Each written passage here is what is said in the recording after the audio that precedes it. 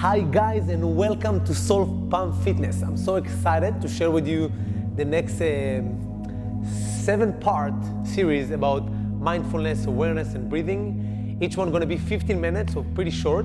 You can do it in the beginning of the day, in the end of the day, or whenever you have time. All what I need from you is a bolster or something comfortable to sit on, so I can cross my leg comfortably. You can be by the wall, as you see me, if you need to relax towards the wall. And one blanket could be fantastic. We can do accordion fold.